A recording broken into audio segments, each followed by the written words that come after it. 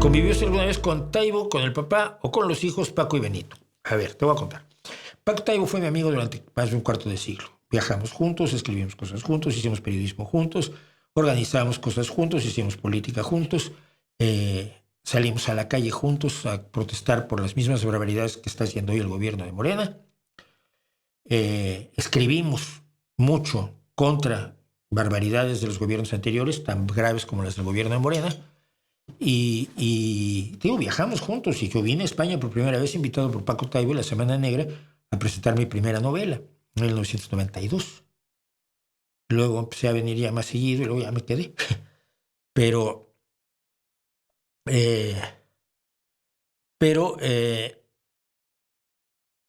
es el caso de Paco 2.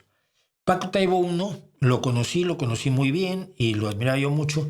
Y el día que yo me cansé de estar en Excelsior, llevaba yo 10 años escribiendo en Excelsior, allá en la calle de Bucareli está, para quienes no lo conozcan, está el edificio de Excelsior y enfrente está el edificio del Universal.